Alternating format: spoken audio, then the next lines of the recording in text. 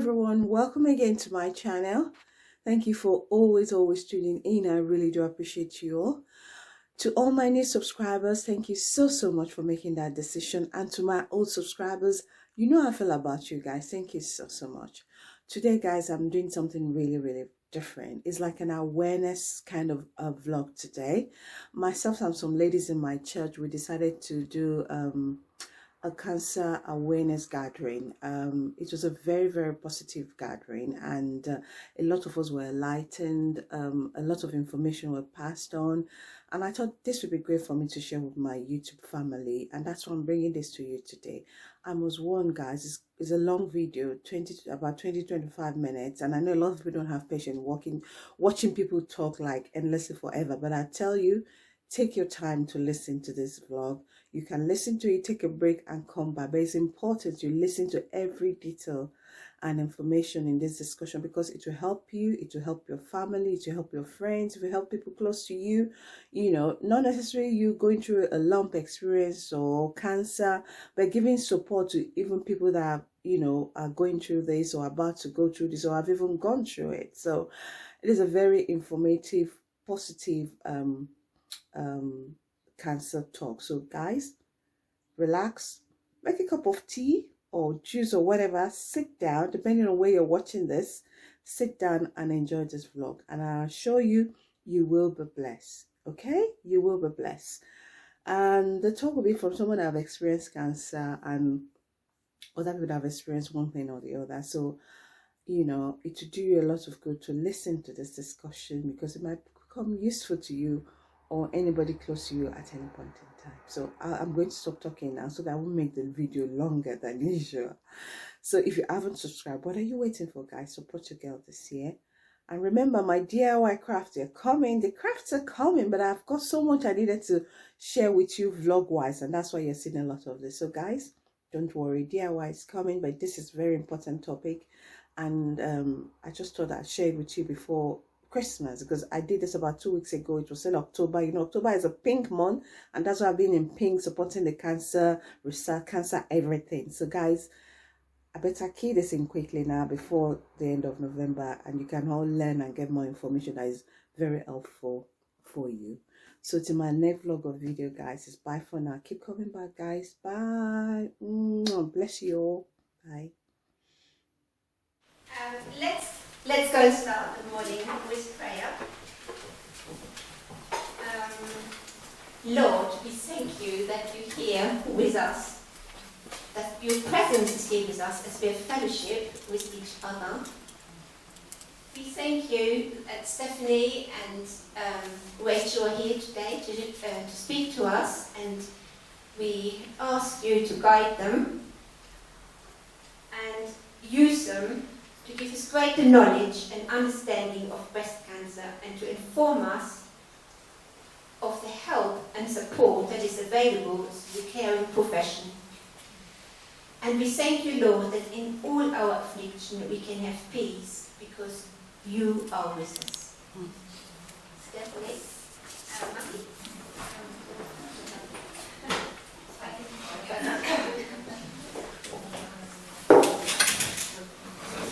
So good morning, everyone. Thank you so much for inviting me here today. It's an absolute pleasure to be able to come and talk to you a little bit about the charity that we're going to discuss, and also a bit about my story as well. The lady that you can see behind me is called Betty Westgate, and in 1968 Betty sat in her doctor's office and she heard the words, "Mrs. Westgate, you have breast cancer." Betty looked at the doctor. I think you can see just by looking at her, she's a little lady, extremely formidable. And she looked at the doctor and she said, "Okay, what happens next?" And his reply was, "Why do you want to know?"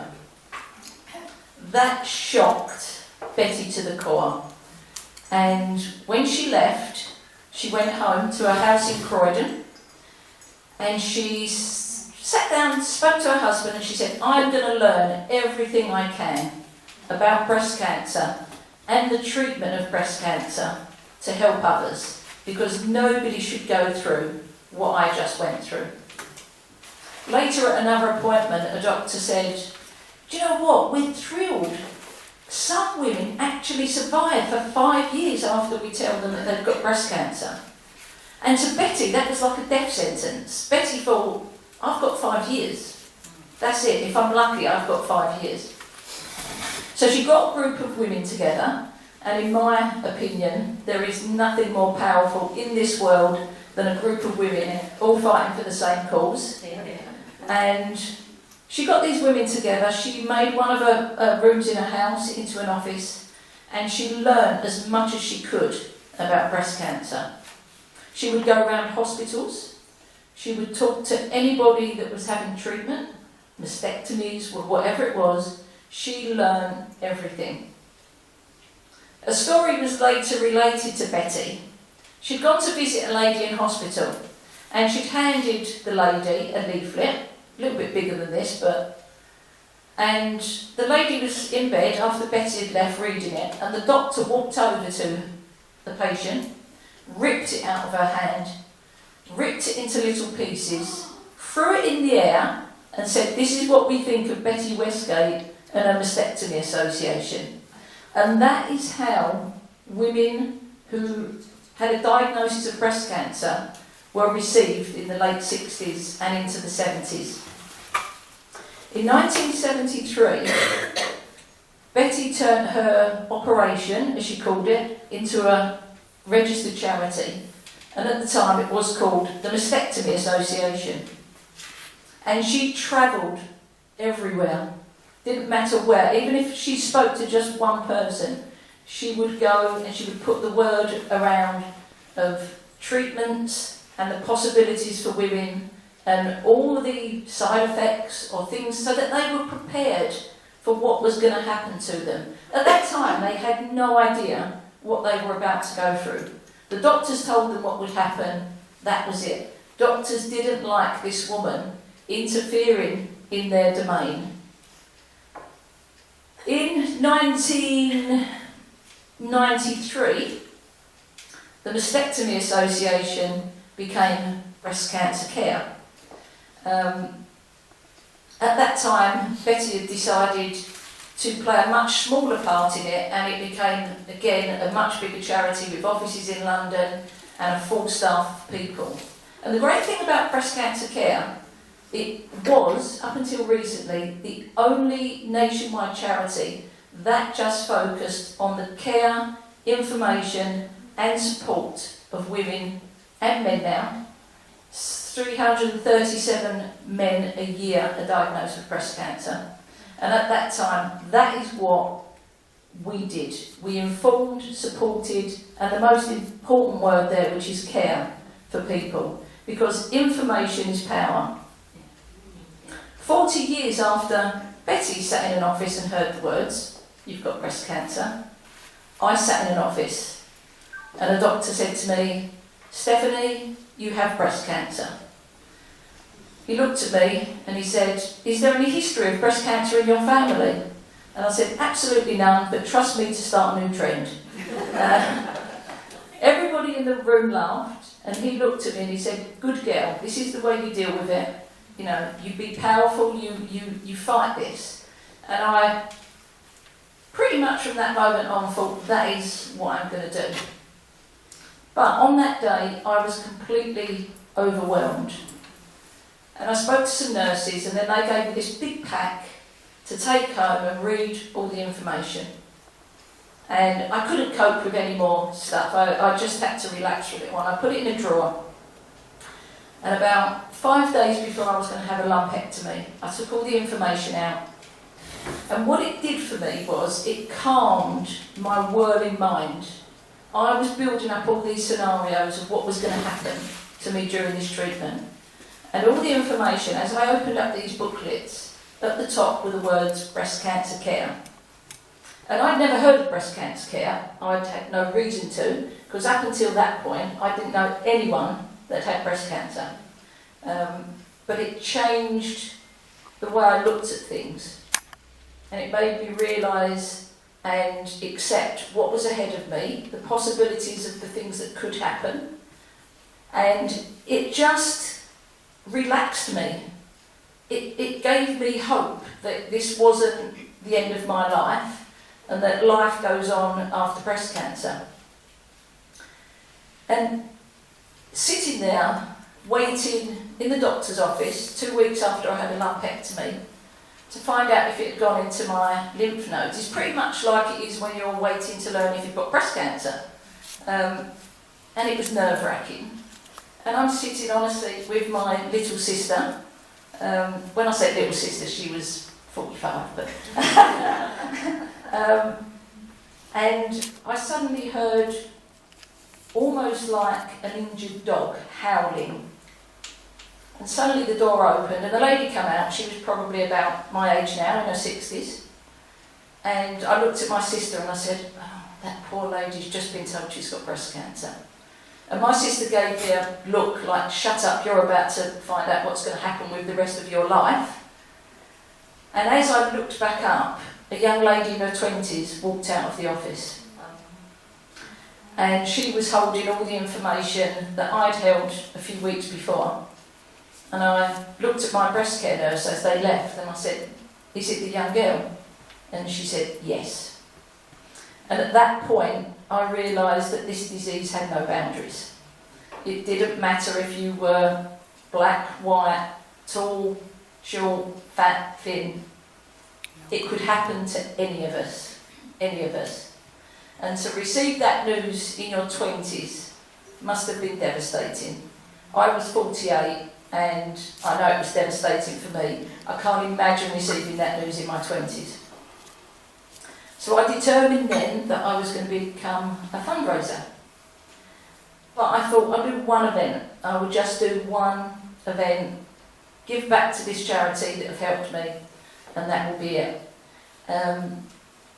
The first event I ever did, actually, I thought I'll do a walk around Knoll Park, which is a 1,000-acre deer park where I live in Sevenoaks. And one day I just thought, what celebrities live locally that I can maybe get some stuff off of them, you know, writers. And I thought, Martina Cole. I don't know if any of you know Martina Cole, but she's a crime writer. And after J.K. Rowling, she's the biggest writer in this country. And I knew that she lived near me in Sevenoaks. So I thought, I'll write to her agent. That's what I'll do. I'll write to her agent, get some books. We'll do this sponsored walk and we'll do a raffle and I'll raise money that way. And while I finished my walk, I got in my car and I thought, oh, I'm going to shoot up to Sainsbury's, get a few bits and pieces. And I walked into Sainsbury's and I walked around the aisle and there was Martina Cole. Wow. So I hid there for a little while thinking, should I, shouldn't I? You know, it's not really nice, but I'm going to anyway because breast cancer can't need the money. So I did, and I've now done 4 events with Martina Cole and raised a huge amount, and we're good friends. And up until last month I've been volunteering as a speaker and a fundraiser for 10 years with breast cancer care. And in that 10 years I've achieved and experienced some of the most amazing things. And I'm going to say something now, and a lot of people look at me as if to say, ooh, I'm not really sure about that. Especially if you've lost somebody to breast cancer. But breast cancer changed my life for the better. Yeah. Yes.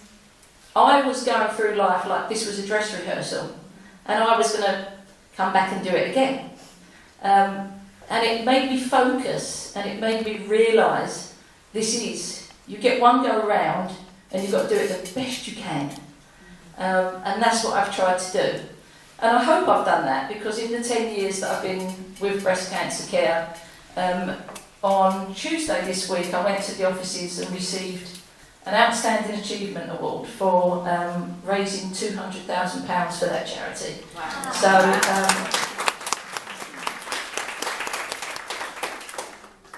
now earlier this year, Breast Cancer Care decided that we wanted to be even bigger and better. So we merged with Breast Cancer Now. Now are a research charity. And the reason that we did that, and people go, but you've always been about caring, you've always been the ones that can talk to us and help us. But we now want to be at the forefront of research. And the reason that we want to do that is because we've been talking, we've got a clinical director at Breast Cancer Care. She's a very good friend of mine. Her name is Emma Penry, and 2 years ago she became an OBE because she's one of the most respected doctors in this country in regards to the care and research into breast cancer. And we want to be in the forefront of the treatments that are going to help people so that when we do talk to them, we can let them know all the possibilities that lay ahead. And in the short time that we've been working with now, we found out that by 2050, we expect nobody to die from breast cancer. And if that happens, that will be an amazing thing. Last month, the name changed, so if you ever do anything or you need to talk to anyone or they need help, that is what we are now. We've gone from that to this. We are now Breast Cancer Now, the research and care charity. And I promise you the care side doesn't change. Nothing changes. It's just that now we are the biggest breast cancer charity in this country. It means we've got more money to do the things that we want to do and to spread the help a lot wider. There are certain areas in this country, like the West Country, like Cornwall, that don't get anywhere near enough support from the hospitals or groups down there because a lot of people think that Cornwall's really rich. It's not, it's actually very poor. It's the people that go into it that make it, that give it all the money. But the infrastructure is very, very poor. And what we intend to do now is make sure that we get around a lot more of the country so that we can help more people. And that's the important thing, is the people. When you walk out after a diagnosis, and I'm sure you will agree, the first thing you don't walk out and go, well, it's all going to be fine because there's somebody in a white coat in a room somewhere who's finding the cure. You just think, oh my God, what is going to happen to me? Who's going to look after me? What's going to happen if I've got children? Who will look after my children if anything happens to me? What will happen to my husband if I die? Or all those things start to go through your head. And you start to worry about everyone else instead of worrying about yourself. And that's where we can't come in. Because while we're looking after all of those, they're looking after us. So if any of you should ever hear that a friend, somebody that you know, even just an acquaintance, has had breast cancer, please, please tell them about Breast Cancer Now. Now these are around the room, and they're little breast awareness leaflets. We used to have this great big sheet of paper and trying to hand it out to people because they're walking along going, where am I going to put that? I don't want that. So we've condensed it to a little thing that you can stick in your pocket or anywhere in your bag. Now, breast awareness is the most important thing in regards to breast cancer. The earlier you find a lump and get it treated, the much greater chance you've got of surviving it and even maybe not even having to have treatment. Some breast cancers you can actually maybe just get away with very short treatment or even just a lumpectomy. You mustn't ignore lumps. The minute I found mine accidentally. I bent over to do my shoelace and I thought, wow, what was that? And it wasn't a pain, it was just an uncomfortable sensation. And I just thought, I must check that. I had a very forward-thinking mum. I'm one of 4 girls.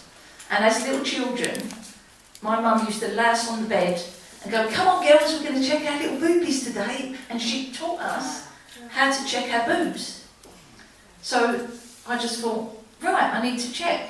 This was 5 days later because I forgot.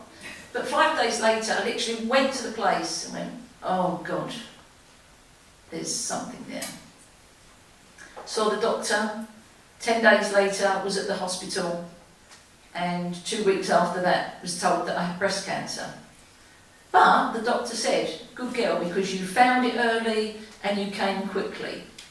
And I cannot tell you the amount of times people come up to me and say, I found a lump about 9 months ago, should I go and see a doctor?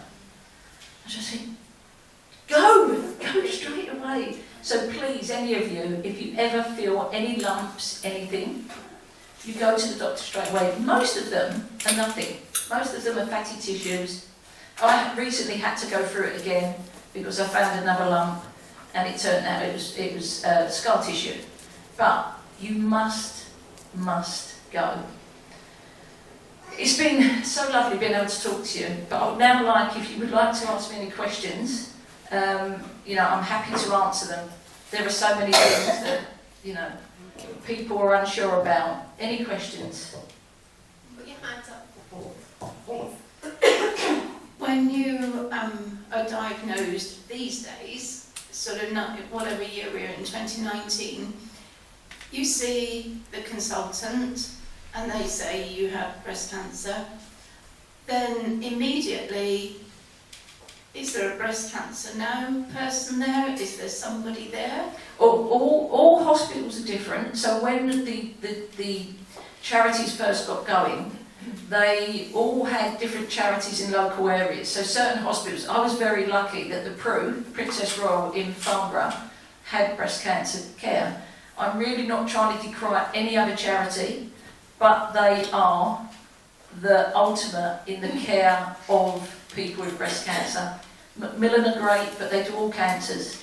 And breast cancer is a very specialist thing. So depending on what hospital you go to, you might receive Macmillan, you might receive somebody else, but you can still come to us and get the information. We do actually do like a pack that's got videos and the DVDs in them and everything that can help. So depending on what hospital you go to, but there will be, every hospital now has to have information in its surgery in regards to the care of breast cancer. Yeah, I'm wondering, is there actually usually a breast care nurse available? Yes. Breast care nurses are there straight away. So as soon as you're diagnosed, you come out of the room and you'll go into another room with a breast care nurse. The good thing about breast cancer now, in regards to when I was diagnosed, there are, and there will be a lot more, and this is why they're saying by 2050 nobody will die from breast cancer. There are actually mammograms that can tell you straight away. You can stand there, have the mammogram, walk out, and they go, you're fine, you can go. Now, what happens in a lot of hospitals, because these machines are hugely expensive, and unfortunately we haven't got the money at the moment because we're spending billions on Brexit, but they should be going into hospitals so that every hospital have got one of these machines. I went recently and had a mammogram, and if they do find anything, then you go in and have an ultrasound, and if they do see something a bit dodgy, then you have a biopsy. All that's gone with these machines. So King's College in London, you can literally stand there, they do the mammogram, and they say, all good, or you've got breast cancer. It's that quick. Right. You now also, I had to have my lymph nodes taken out and wait another 2 weeks to see if it was in my lymph nodes. Now, in a lot of hospitals, you go in, you have the lumpectomy, and while they're doing the lumpectomy, somebody's already taken your lymph nodes out, they've gone into a little machine, and by the time they've sewn you up and everything's done, they know whether it's in your lymph nodes, so they can tell you immediately. You then haven't got 2 weeks of hell waiting to find out if it's in your lymph nodes. Because if it goes into your lymph nodes, that determines how much treatment you're going to have. If it's gone into the first 3, okay, but then they've got to take more. And if it's gone into a lot of them, and then it's definitely chemo. So, and nobody wants to have to go through chemotherapy. This is why the early detection is so important. Yeah? Bobby? Is there any particular way one should self-examine? Yes. Whenever you do a breast exam, you always lay on a bed. No pillows behind your head, completely flat. You put one hand here. So I'm going to put the mic down because I'm going to use both hands and show you. Land flat, one hand behind so that everything stretches. And then you use the tips of your fingers and you do little circular movements around the breast. And that will tell you. You have to go up here and under the arm because this is where your lymph nodes are. So you just do the same there, and it's just, obviously you're laying flat, and you just do that. You will feel something.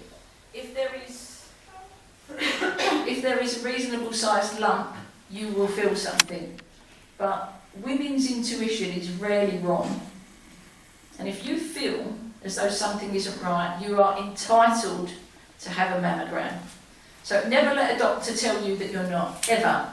You are entitled to a mammogram. So if you are worried, you insist on a mammogram. But of course, all hospitals now are strapped for cash. We know they are.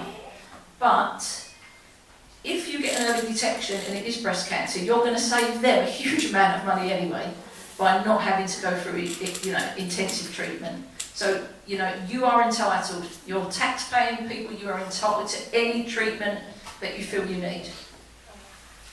So I haven't got a microphone, but my mum died of breast cancer, and I'm 47, and I've tried with my GP twice to go and talk to them because I'm concerned about there being anything hereditary from a genetic point of view, and I'm told I'm 47 now, but I've been trying for several years to do it, that I have to wait till I'm 50 to get a mammogram. Nonsense. Okay. Nonsense. So, call on the back of the leaflet. Get in touch, and before I go, I will get your name and everything, and then I will ask Emma, because Emma will do the helpline. I will ask our clinical director to speak to you, because I was 48 when I was diagnosed. It's a nonsense. It's an absolute nonsense. And if you've got a history of breast cancer in your family, you are entitled, and your doctor. Shame on your doctor for saying that, because the youngest person ever to be diagnosed with breast cancer was a little girl in Canada, and she was 2. So, you just say that you will take it further, but I will get Emma to talk to you. You can have tests to see if you've got the BRCA gene. I'm sorry that your mum passed away, but that doesn't mean that you will. Okay? It's just one of those sad things. That's what I was going to ask you. There are so many different types, even if it is in the breast. And I really don't understand quite what the categories are, but as you say, the ones that are hereditary, the ones that are hormonal, the ones that are stage, what do they call them? 1, 2, Yeah, all cancers are stage 1, 2, 3, 4. What that all means. So, and the ones that metastasize, the ones that don't. This is a lot of information for you to take in, so I'll tell you the basic stuff. BRCA gene is something that's hereditary. I don't know, some of you might have read the story a couple of years ago that Angelina Jolie decided to have a double mastectomy because her mum died of breast cancer and she's got the BRCA gene. And so many people across the world absolutely slated that woman because she decided to have a double mastectomy and live on for her children. And it was a disgrace, an absolute disgrace. It's her body and she can do what she likes with it. So the BRCA gene is something that is hereditary, and if you've got it, you can be prepared and treated for it. There are things that a lot of people decide to do, like Angelina having a double mastectomy to make sure that it's not going to happen to her. In regards to stages, so when you're talking about metastasizing and all that, that's a little bit more than you need to know. But all breast cancers have a stage. So there's a stage 1 to 4. Stage 1, generally, in some cases, might not even need any treatment. It just needs to be checked and looked at regularly. Stage 2 is what I had. With stage 2, you would normally have a lumpectomy and some radiotherapy. Stage 3 is, again, it will definitely be a lumpectomy. Depending on how long they've left it, it might even mean that you have a mastectomy. And 3 would definitely be chemo. So you'd have radiotherapy and chemotherapy as well. Stage 4 would definitely be chemo and quite an extensive chemo. But again, everybody's got this thing, if they were told that they had a stage 4, oh my God, that's it, I'm going to die. The lady that I work with, who is the town clerk of Sevenoaks, her name's Linda Larter and she's an MBE.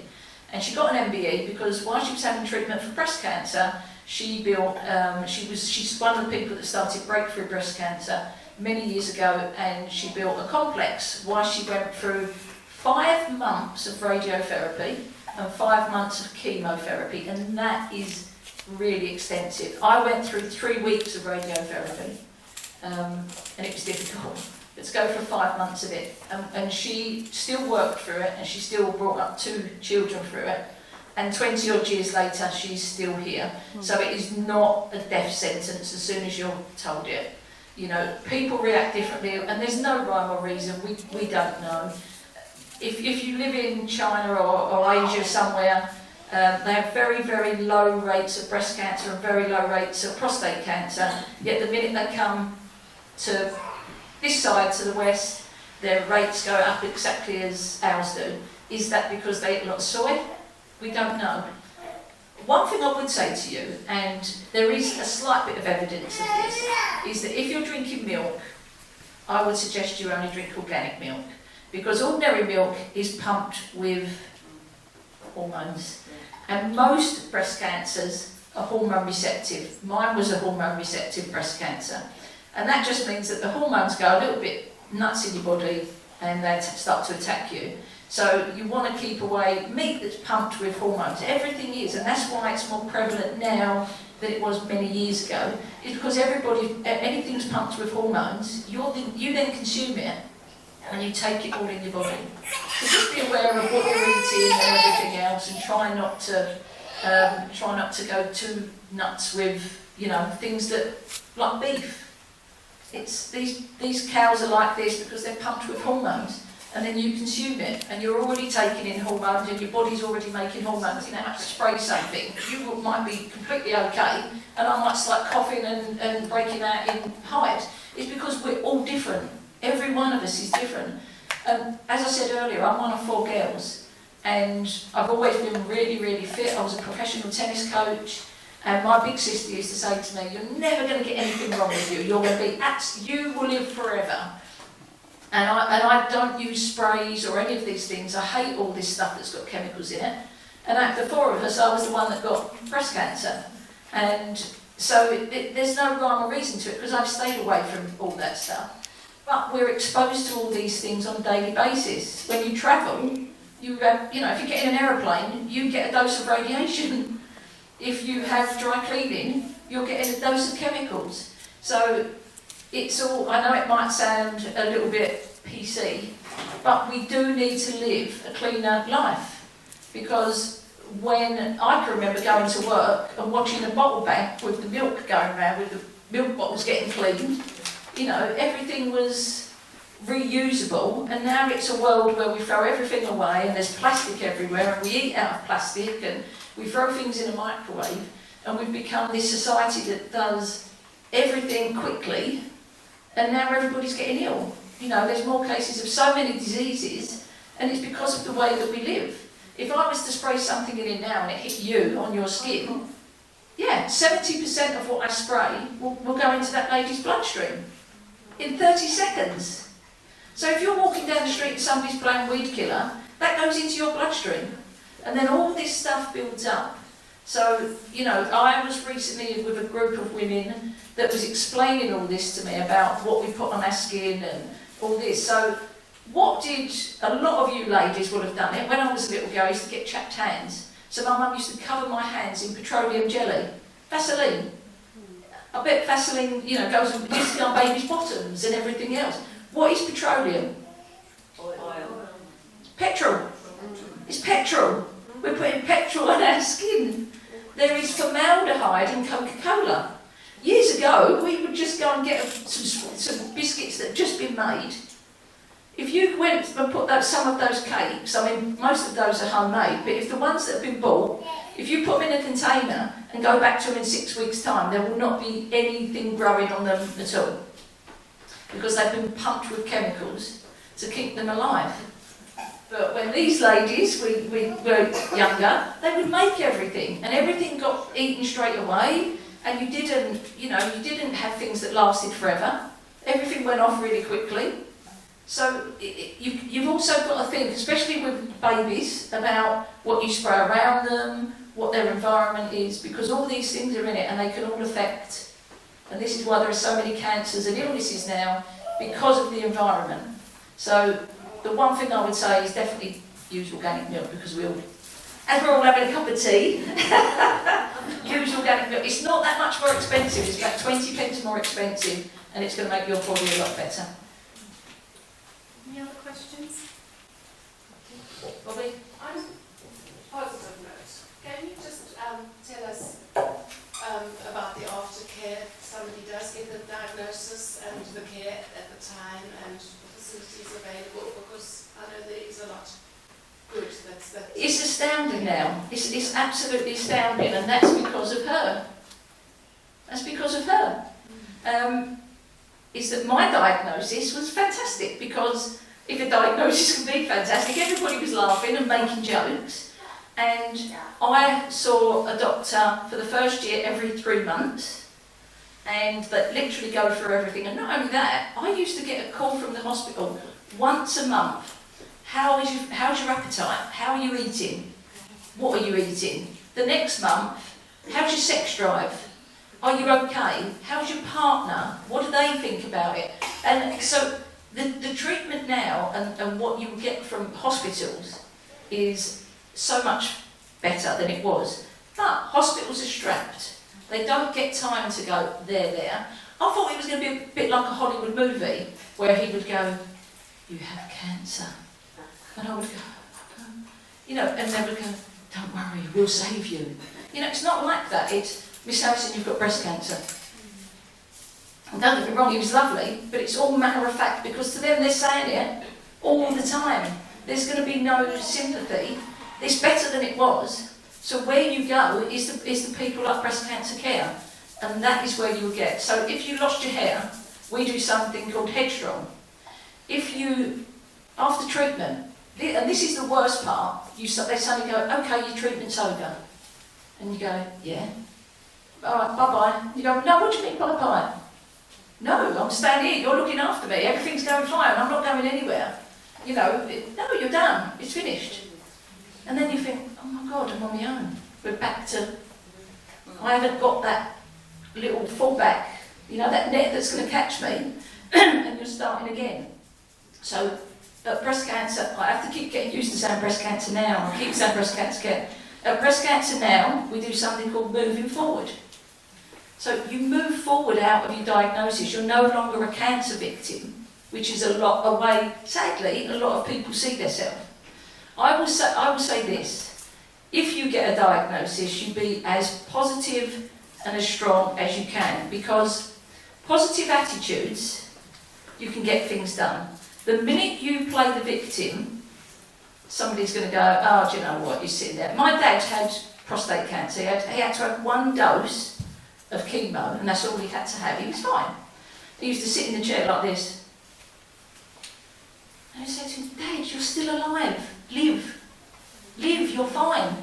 Live your life." I have done more things in the 10 years since I've had breast cancer than I did in the 48 years before. And that's because, you know, it's a beautiful group of people, and we're all fighting for the same thing. I'm very much about female unity and about us all looking after each other. And you look like you've got an amazing group of people here, and you're all going to care for each other and look after each other, and that's the most important thing. Love and care and understanding will get you through so much in this life, and nobody knows what the future lies ahead for any of us. But hopefully, if you look after each other and go to the people that you need to, they will be there. We've got a helpline, and that's why I said I'll get that.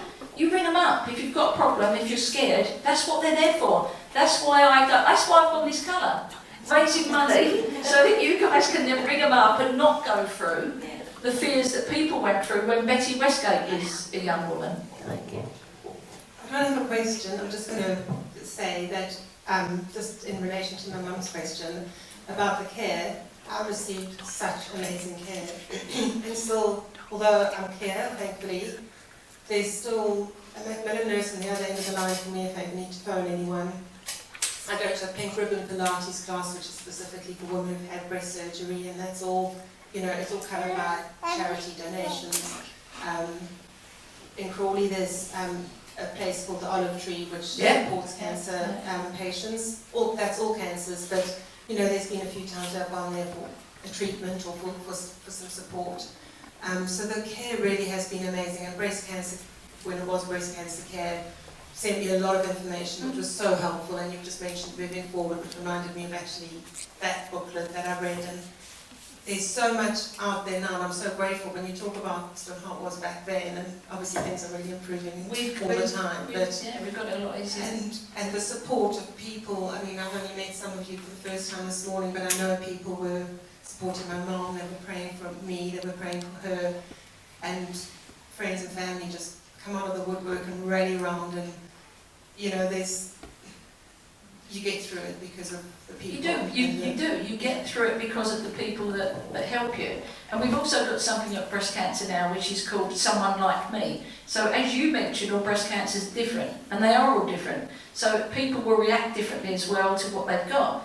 So with Someone Like Me, we take your name, and then we pair you with somebody that's been through it. So they might have paired somebody with me that's had stage 2 lumpectomy radiotherapy. And that person can ring you any time, day or night. If you wake up at 2 o'clock in the morning sweating, thinking, oh my God, what is my life, you know, what's going to happen? You can ring that person, because that person knows what you're going through and can then sit and say to you, okay, right, that happened to me. That's the best part about this, is having people that you can talk to. And that's what helped me, is that you can say, well, this has happened. And they go, that's perfectly normal, that's all right. Because as soon as something happens to your body, you immediately think, oh my God, that's it, it's got me again. Something. I mean, I actually had an exercise lump come up on my breast about 6 weeks after, and I thought, oh no, that's big, that's it, done. And she went, don't worry, it's just a little bit of an infection. And so you've got those people there that can help you.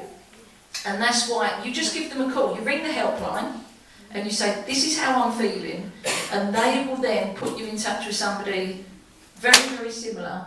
And we will, no matter what you need, we will make sure that people get it. And talking about exercise classes, we do something called pink ribbon walks, and we do about 3 or 4 of them around the country. Get involved in those sort of things. You know, you're going to meet thousands of other women that are going through exactly the same thing. And I promise you, honestly, they're the most inspirational thing that you've ever seen.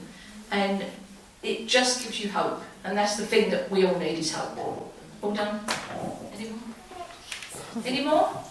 Oh, one more. Just one question. How long did Betty live? Betty lived over 30 years after her diagnosis. And actually, I'll tell you something about Betty. She used to go up to the offices when she retired, and they used to go, oh no, Betty's on her way, because she was tiny, but she was so formidable, and everyone used to be on their best behaviour for her. She wanted to, when she was 76, she wanted to go skydiving. Wow. And the doctor said, no, you can't do it. And about 4 years ago, she received a really great honour. She had a blue plaque put on her house in Croydon as a pioneer of breast cancer, and that's exactly what she is. She's a pioneer of breast cancer. And whenever I do my speeches now, I always talk about her, because of her, I received amazing treatment, and so did you. So that we've got a lot to thank that lady for. Thank you. Thank you very much. Thank you. Yes. Thank you very much to Rachel, who shared her own very personal journey. Modupe, and for all you who have contributed with questions. And of course, we thank Stephanie for her very informative and inspiring talk. And yeah, we have all got something to take home with us, maybe to share with others. And what came across is that we're all here to support each other, and that is something we can do, and we will meet people every day, perhaps, that need our encouragement. So now, thank you very much.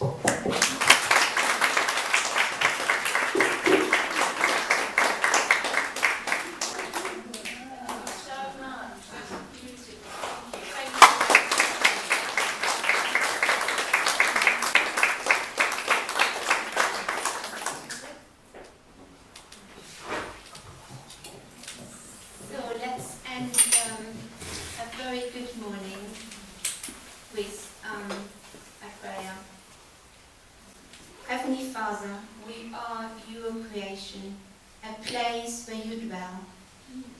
Help us to value our body, to respect it and to care for it as your holy temple.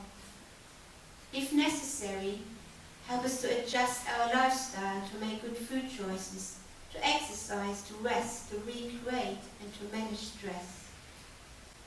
On the other hand, let us not be anxious about sickness and disease. Instead, remember the hope we have in you as our healer.